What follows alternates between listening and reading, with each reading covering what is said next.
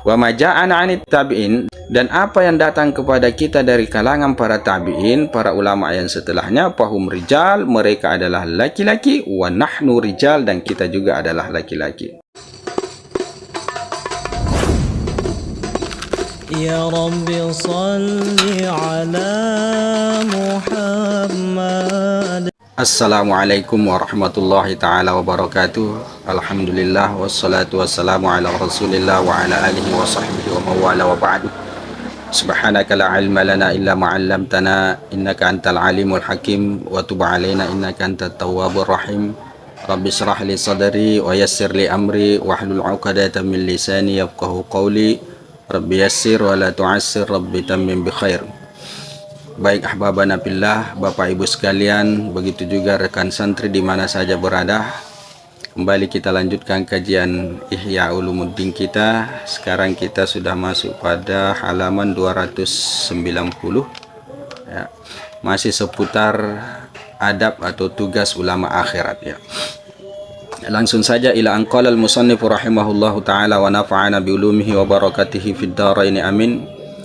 Wa minha, dan kata Imam Al-Ghazali rahimahullahu ta'ala, wa minha, dan diantaranya, artinya diantara tugas adab ulama akhirat itu adalah ayyakuna i'timaduhu fi ulumihi ala basiratihi, bahwasanya ya, i'timaduhu, sandarannya atau pegangannya, fi ulumihi, pada ilmu pengetahuannya itu, ala basiratihi, yaitu ke atas basirahnya ya, pandangan mata hatinya, wa idrakihi bi safai qalbihi, dan juga jangkauannya bi safai qalbihi, dengan kesucian hatinya, la ala suhufi wal kutubi, tidak ke atas suhufi, lembaran-lembaran, wal kutubi, ataupun kepada kitab-kitab, wala ala taqlidi ma yasma'uhu min ghairihi, dan tidak pula ke atas mengikuti apa yang ia dengar min ghairihi, dari yang selainnya.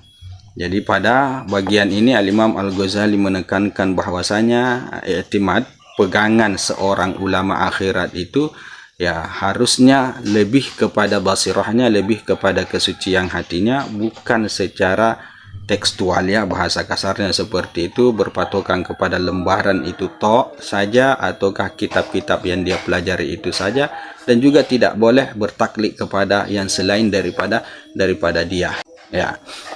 Wa innamal muqalladu sahibu syar'i salawatullahi alaihi wasalamuhu fima amara bihi wa qalahu.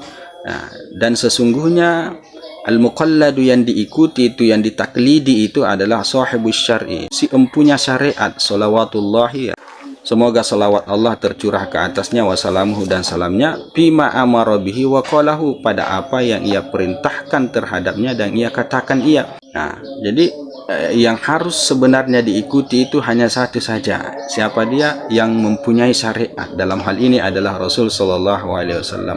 Pada setiap yang diperintahkan oleh Rasul Sallallahu Alaihi Wasallam, dan juga yang dikatakan oleh Rasul Sallallahu Alaihi Wasallam. Adapun yang selain daripada Rasul Sallallahu Alaihi Wasallam, ya itu ada pertimbangan yang lebih jauh. Wabil khusus seorang ulama akhirat ya, yang mungkin sudah sampai kepada martabat atau derajat seorang mujtahid, maka dia tidak boleh berpatokan kepada yang selain daripada dirinya, tidak boleh berpatokan secara tekstual saja ya, tanpa melihat atau mempertimbangkan atau memandang dengan kemurnian atau basirah hatinya di balik apa yang sedang dia analisa, di balik apa yang sedang dia amati atau pelajari. Oke.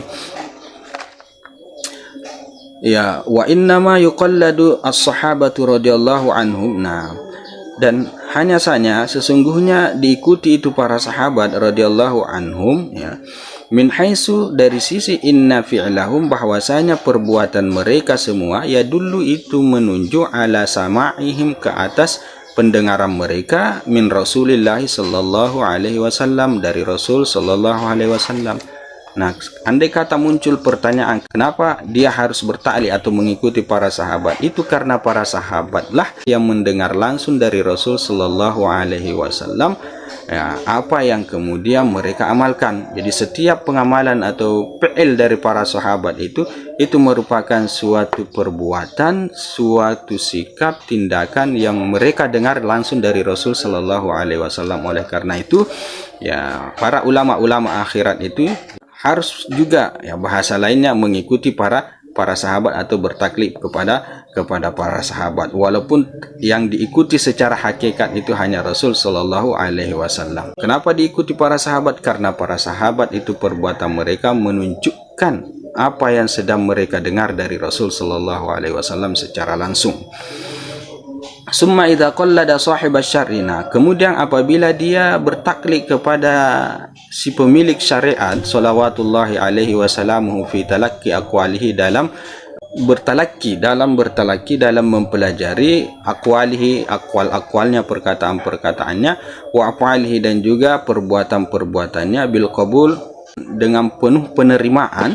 Nah, payam bagi maka sepatutnya ayyakuna harison ala fahmi asrarihi, adanya dia itu harus harison, harus rakus, harus gigih, antusias ala fahmi, untuk memahami asrarihi, rahasia-rahasia dari perkataan-perkataan Rasul Sallallahu Alaihi Wasallam dan juga perbuatan Rasul Sallallahu Alaihi Wasallam. Ya, jadi Al-Imam Al-Ghazali ingin menekankan suatu catatan ya terkait dengan ketika seorang ulama itu mengikut Rasul Sallallahu Alaihi Wasallam dalam menerima perkataan dan perbuatannya, maka yang sepatutnya mereka harus, ini catatannya, mereka harus amati, mereka harus dalami, yaitu mencoba untuk memahami apa rahasia di balik segala yang dikatakan oleh Rasul Sallallahu Alaihi Wasallam dan yang dilakukan oleh Rasul Sallallahu Alaihi Wasallam. Hikmah apa di balik semua itu? Nah, itu maksud daripada beliau di sini. Fa innal muqallida, karena sesungguhnya yang seorang muqallid itu, yang mengikuti itu, innama yaf'alul fi'lah, ya, sesungguhnya dia melakukan perbuatan, suatu perbuatan yang dia lihat atau yang dia dengar dari Rasul Sallallahu Alaihi Wasallam. Lianna sahibas syari, karena sesungguhnya si pemilik syariat Rasul Sallallahu Alaihi Wasallam itu fa'alahu, melakukannya. Jadi segala tindak tanduk para ulama dalam melakukan suatu perbuatan itu karena pemilik syariat, dalam hal ini Rasul Sallallahu Alaihi Wasallam, melakukan itu. Wa fi'luhu, dan perbuatannya Rasul Sallallahu Alaihi Wasallam, la budda wa ayyakuna li sirrin fihi, itu tidak boleh tidak, wa ayyakuna, itu ada, terjadi perbuatan tersebut, li sirrin, karena ada rahasia fihi, padanya. Jadi ada hikmah di balik kenapa Rasul Sallallahu Alaihi Wasallam melakukan perbuatannya. Nah, payam bagi ayyakuna, maka sepatutnya dia, adanya dia itu syadidal bahsi, ya, sangat membahas, sangat mencari tahu, an asraril a'mali, terkait dengan rahasia-rahasia amal, wal aqwal, dan juga perkataan-perkataan yang bersumber dari Rasul Sallallahu Alaihi Wasallam. Kenapa Rasul Sallallahu Alaihi Wasallam melakukan seperti ini? Ya mungkin karena ada hikmah di balik itu. Kenapa Rasul Sallallahu Alaihi Wasallam mengatakan seperti ini? Ya tentu ada tujuan dan hikmah di balik semua itu. Fa'innahu, karena sesungguhnya dia, kata beliau, ini tapa bihifdzi ma yuqalu, apabila dia merasa cukup, merasa puas bihifdzi ma yuqalu, dengan mengingat, menghafal, memelihara apa yang sekedar dikatakan, nah maka kana wi'a'al lil ilmi, dia adalah wadah bagi ilmu pengetahuan, dia adalah wadahnya. Nah, walam yakun aliman, dan ia tidak dianggap sebagai orang alim kalau sekedar ya menerima segala bentuk apa yang dikatakan dari Rasul Sallallahu Alaihi Wasallam melalui ya kitab hadis dan lain sebagainya dan seterusnya, maka dia dianggap sebagai orang yang menjadi wadahnya ilmu pengetahuan itu, sekedar wadah, tetapi untuk dikatakan orang alim dia belum bisa dikatakan sebagai orang alim. Nah, nanti dia mengetahui rahasia, sir, hikmah dibalik apa yang dikatakan itu, barulah dia dikategorikan sebagai orang alim atau yang disebut dengan orang yang paham. Walidzalika, oleh karena itulah, kana yuqalu, maka adalah dikatakan, fulanun min awiyatil ilmi, si fulan itu termasuk wadahnya ilmu pengetahuan. Artinya ada bahasa yang beredar di masyarakat ya terkait dengan orang yang hanya sekedar menghafal saja, hanya sekedar mengetahui saja secara tekstual ya, secara tertulis, secara disampaikan dikatakan begitu saja, yang mana istilah itu disebut dengan ya dia hanya wadahnya ilmu pengetahuan. Sipulan itu min awiyatil ilmi. Ada istilah-istilah begitu ya. Jadi yang beredar di tengah masyarakat ketika orang itu hanya bermain di zohir saja atau di tekstualnya saja, tidak secara kontekstual. Kurang lebihlah seperti itu mafhumnya. Wa kana la yusamma aliman, dan adalah dia tidak diberi nama, tidak dipanggil, tidak digelar seorang alim idza kana sya'nahu, apabila adanya keadaannya adalah al-hifdzu, hanya sekedar menghafal, min ghairi itla'in alal hikami, tanpa dia mengetahui atas hikmah-hikmah di balik apa yang dikatakan itu, wal asrari, dan rahasia-rahasia di balik apa yang dikatakan tersebut. Nah, wa man kushifa an qalbihi al-ghita'u, nah siapa orang yang disingkap an qalbihi dari hatinya al-ghita'u ya penutup itu, nah hatinya itu dari penutup disingkap, terbuka hatinya, wastanara bi nuril hidayati, dan bersinar hatinya dengan cahaya hidayah, sara fi nafsihi matbu'an, maka adalah dia pada dirinya itu matbu'an, diikuti, muqalladan ya diteladani ya, kurang lebih seperti itu. Jadi orang yang cahaya hatinya itu sudah terbuka, tidak ada lagi gitu yang menutup, segalanya dia paham, bukan hanya sekedar tahu, maka orang yang seperti ini termasuk orang yang matbu', diikuti, termasuk orang yang ditaklidi, kurang lebih seperti itu. Dan dia tidak bisa taklid kepada siapapun ya, kepada yang lain ya. Pala yang bagi, maka tidak seyogyanya dia, tidak sepatutnya ayyuqallida ghairahu, dia mengikuti yang selain daripada dia. Karena dia sudah jadi orang yang berada pada makom seorang yang mengetahui segalanya dari segala sisi, dan tentunya dia punya potensi untuk diikuti, dia punya potensi untuk mengikuti keilmuan atau pemahaman yang dia ketahui melalui tersingkapnya hati dia itu. Walidzalika, oleh karena itulah, qala Ibnu Abbas radhiyallahu an, berkata Ibnu Abbas radhiyallahu anhuma, ma min ahadin, tiadalah dari seseorang, illa yu'khadhu min ilmihi, kecuali diambil dari ilmunya, wa yutraku, dan ditinggalkan. Artinya semua orang itu bisa diambil ilmunya, bisa juga diabaikan, ditinggalkan, dalam artian tidak diambil ilmunya, dipilah-pilah lah. Illa Rasulullah sallallahu alaihi wasallam, kecuali Rasul sallallahu alaihi wasallam. Rasul sallallahu alaihi wasallam tidak bisa dipilah-pilah, segala yang datang dari Rasul sallallahu alaihi wasallam pasti kita ambil. Wa qad kana ta'allama min Zaid bin Sabit al-fiqh, dan adalah beliau ini Ibnu Abbas itu mempelajari dari Zaid bin Sabit al-fiqh. Jadi guru beliau dalam bidang fikih adalah Zaid bin Sabit. Wa qara'a ala Ubay bin Ka'ab, dan beliau membaca ya, Al-Qur'an ya dari sisi qiraah ala Ubay bin Ka'ab, ke atas Ubay bin Ka'ab ya. Summa khalafahuma fil fiqh wal qira'ati jami'an. Kemudian beliau ini Ibnu Abbas menyalahi, jadi menyalahi keduanya, fil fiqh dari sisi fikih, wal qira'ati, dan juga dari sisi qiraah jami'an, semuanya.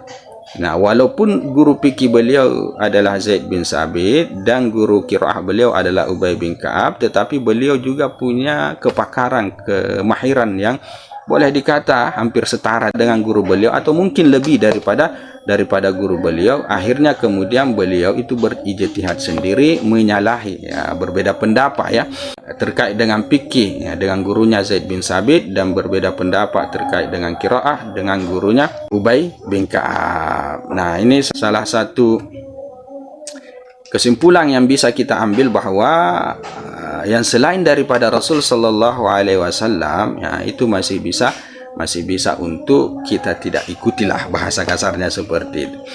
Wa qala ba'du salaf, dan berkata sebagian para salafun salih, ma ja'ana an Rasulillah sallallahu alaihi wasallam, apa yang datang kepada kita dari Rasul sallallahu alaihi wasallam, qabilnahu, maka kita akan terima ia, ala ra'si wal ain ya, sepenuh kepala dan mata, maksudnya kita ya telan bulat-bulat ya. Wa ma ja'ana 'anis sahabati radhiyallahu anhum, dan apa yang datang kepada kita dari para sahabat radhiyallahu anhum, fa na'khudhu minhu wa natruku, maka kita ambil darinya dan kita tinggalkan. Ada yang kita ambil yang menurut kita ini bagus untuk kita ambil, ada yang kita tinggalkan yang menurut kita tidak bagus untuk kita ambil. Nah, kurang lebih seperti itu.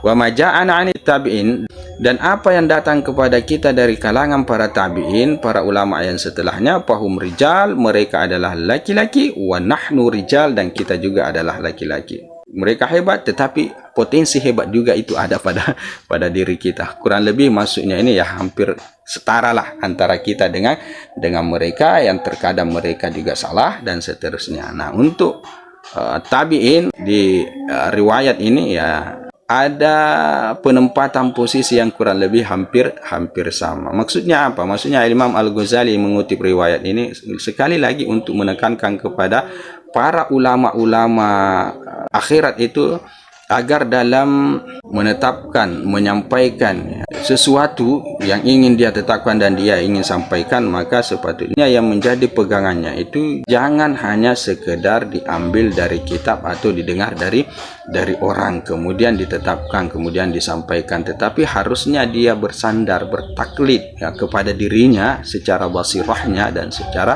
kesucian hatinya ya, karena posisi para ulama pada dasarnya itu ya hampir sama dengan para tabi dalam hal ini ya 50-50 kurang lebih seperti itu, yang mungkin sejalan dengan apa yang menjadi pandangan dia, tidak masalah dia kemudian ambil dan tetapkan.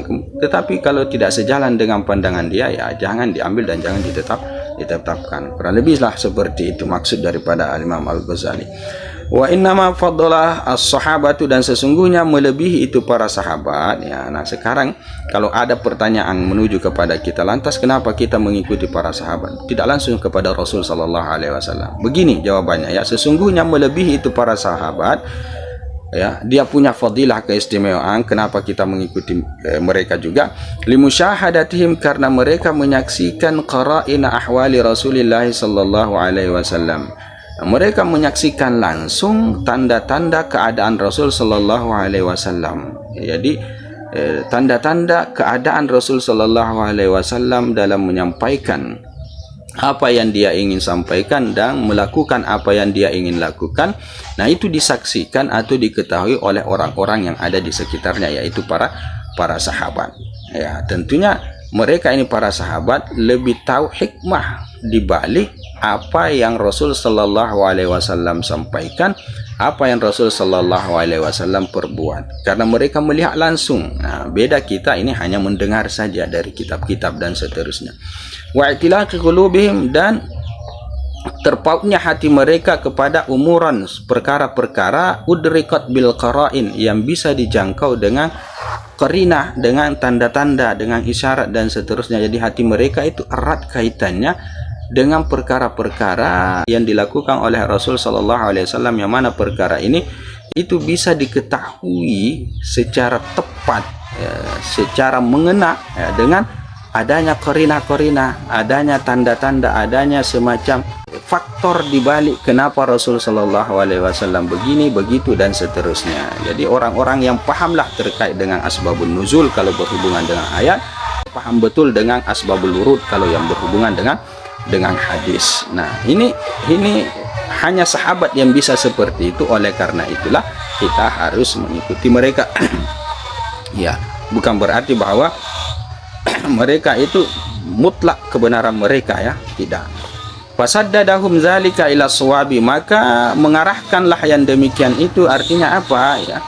Ya, pengetahuan mereka atau melihat langsungnya mereka itu qara'inal ahwal Rasul sallallahu alaihi wasallam, dan iktilaq kalbun mereka itu yang mengarahkan mereka kemudian kepada as-shawabi, kebenaran, min haitsu la yadkhulu fir riwayati wal ibarah, dari sisi tidak masuk yang demikian itu fir riwayah, pada riwayat dan ibarat. Jadi qara'in, tanda-tanda, isyarat yang disaksikan langsung pada peristiwa kejadian itu, nah itu tidak masuk, artinya tidak ada pada riwayat dan tidak ada pada ibarat. Nah, jadi bahasa mafhumnya ya, spirit terjadinya perbuatan atau perkataan dari Rasul sallallahu alaihi wasallam itu tidak tertuan di dalam riwayat. tidak ada pada penyampaian perbuatan dan perkataan itu kepada kita melalui orang. Orang menyampaikan bahwa Rasulullah begini, hanya perbuatannya saja atau perkataannya saja yang disampaikan, sementara qara'in itu tidak ada. Nah, begitu juga dari sisi al-ibarat, dari ibarat kitab. Di kitab hanya ya hadis-hadis Rasul sallallahu alaihi wasallam yang sampai kepada kita, tetapi ya qara'in itu tidak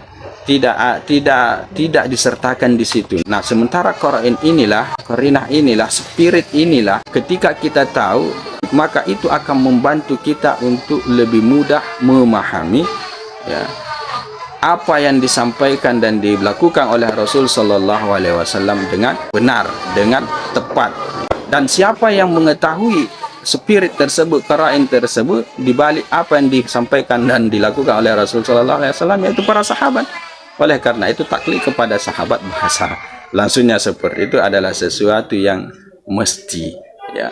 Itfadu alaihim, karena tertuang ke atas mereka itu min nurin nubuwati, berupa cahaya kenabian, ma yaharusuhum bil aksari anil khata, ya, apa yang dapat menjaga mereka bil aksari pada kebanyakannya anil khata, daripada kesalahan.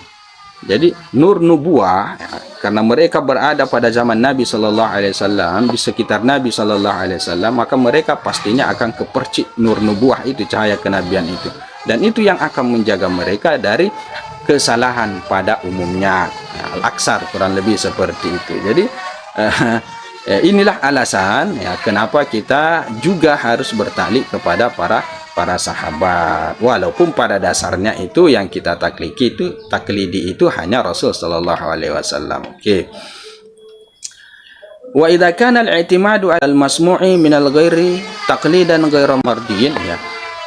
Dan jika adanya bersandar kepada apa yang didengarkan minal ghairi, dari orang lain, itu adalah taklid yang tidak disukai, diridhoi ya. Jika memang berpatokan kepada pendengaran kita dari orang lain itu adalah merupakan taklid yang tidak benar, nah, fal i'timadu 'alal kutubi wat tasanifi abadu, maka berpegang kepada kitab-kitab dan juga karangan-karangan para ulama abadu, itu lebih jauh lagi ya.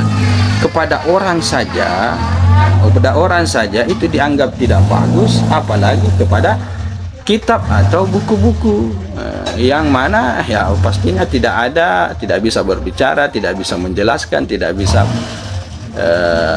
terlihat gestur dan lain sebagainya di balik apa yang dia sampaikan. Beda dengan manusia. Makanya kata beliau di sini, maka bersandar kepada kitab dan buku lebih jauh lagi, lebih tidak boleh bertaklid lagi, lebih tidak diridhoi lagi. Balil kutubu wat tasanifu muhdatsatun ya. Bahkan kitab dan karya-karya para ulama itu muhdatsatun, itu adalah sesuatu yang muhdas ya, sesuatu yang ada terbelakang, muncul di belakang. Lam yakun syai'un minha fi zamanis sahabati wa sadrit tabi'ina, ya, tidak ada sesuatu pun daripada al-kutub dan tasanif itu pada zaman sahabat dan juga pada awal-awal masa tabi'in, tidak ada, di belakang sekali ya. Wa inna ma hadasat, dan sesungguhnya dia muncul ba'da sanati mi'ati wa isrin, setelah 120 tahun minal hijrati, dari hijrahnya Rasulullah, artinya kalender hijriah, wa ba'da wafati jami'is sahabati, dan setelah wafatnya semua para sahabat, wa jillatit tabi'ina radhiyallahu anhum, dan kebanyakan para tabi' radhiyallahu anhum. Jadi setelah para sahabat meninggal, begitu juga kebanyakan para tabi' meninggal, barulah muncul yang namanya karangan-karangan. Wa ba'da wafati Sa'id bin al-Musayyib, dan juga setelah meninggalnya Sa'id bin Musayyib, wal Hasan wa khiyarit tabi'ina, dan juga tabi' yang terbaik, semuanya juga sudah tidak ada, barulah muncul ini kitab-kitab ini. Nah, oleh karena itu maka sepatutnya lebih tidak diridhoi lagi taklid kepada kitab itu. Jadi Imam Al-Ghazali ingin menekankan kepada para ulama-ulama akhirat agar memanfaatkan potensi basirah yang ada di dalam diri mereka untuk memahami kebenaran agama. Nah, kurang lebih seperti itu, untuk menangkap rahasia atau hikmah di balik apa yang menjadi ajaran agama atau ajaran syariat. Bahkan awaluna, bahkan orang-orang terdahulu itu yakrahuna kutubal hadis, mereka itu tidak suka katbal hadis, menulis hadis-hadis, wa tasnifal kutubi, dan juga mengarang kitab. Ya, orang-orang terdahulu bahkan mereka itu tidak suka, ya, tidak mau untuk menulis hadis, begitu juga untuk mengarang kitab. Kenapa? Li'alla yastagilan nasu, agar supaya tidak yastagilan nasu, ya sibuk itu orang-orang biha terhadapnya, terhadap kitab-kitab, terhadap menulis hadis, terhadap mengarang kitab, anil hifzi, daripada menghafal. Ya, tidak disibukkan oleh menulis, tidak disibukkan oleh mengarang, sementara menghafal hadis itu terbengkalai. Wa anil Qur'ani, dan juga agar supaya tidak disibukkan dari Al-Qur'an, wa anit tadabburi, dan juga dari mentadabburi Al-Qur'an, wa tafakkuri, dan memikir-mikirkan makna Al-Qur'an. Wa qalu, dan mereka mengatakan, ihfazu, hafallah, kama kunna nahfazu, sebagaimana kami menghafal. Jadi mereka maunya semua ilmu pengetahuan itu harus dihafal. Itu sejarahnya para awalun, orang-orang terdahulu. Oke, nanti kita sambung pada pertemuan yang berikutnya. Hadza wabillahi taufik. Subhanakallahumma bihamdika asyhadu an la ilaha illa anta astaghfiruka wa atubu ilaik. Assalamualaikum warahmatullahi taala wabarakatuh. يا رب صل عليه وسلم